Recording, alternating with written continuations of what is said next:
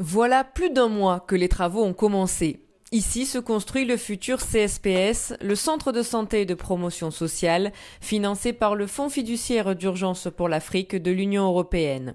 Jusqu'ici, le camp de Goudoubo ne disposait que d'un dispensaire. Grâce à ce futur CSPS, l'offre de soins sera d'une part élargie, les actes de naissance pourront par exemple être établis sur place, d'autre part, le lieu sera désormais géré par la mairie pour une meilleure intégration locale. Comme le niveau de standing est élevé, ça nous permettra aussi d'accueillir un peu plus la communauté haute qui se trouve autour de ces centres. Et ceci aussi, ça cadre bien avec notre stratégie d'urbanisation du camp. Ça veut dire qu'on voulait beaucoup plus s'ouvrir à la communauté haute pour qu'ils puissent vivre avec les réfugiés et renforcer la cohésion sociale entre ces deux communautés qui vivent côte à côte. Et cette coexistence entre réfugiés et population locale commence dès le plus jeune âge, à l'école. Ici, dans ces classes, on mise sur la mixité sociale et ethnique. Enfants maliens et burkinabés étudient ensemble, et ça marche, se félicite le directeur. L'école affiche un taux de réussite au CEP de 87%.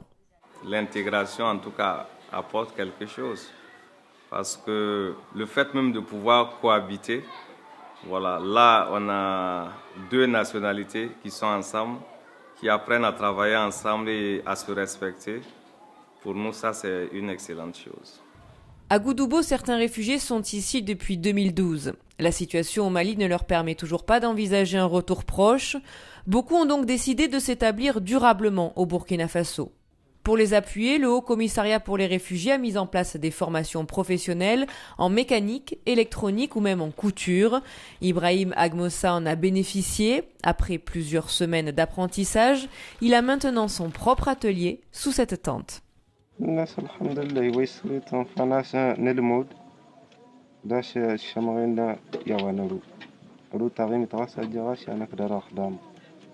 À Goudoubo, les actions d'urgence du début ont laissé place au projet pérenne. Objectif, rendre plus autonomes les réfugiés pour leur permettre de sortir de la dépendance de l'assistance. Un travail qui s'élabore avec les populations locales, condition sine qua non d'une intégration harmonieuse.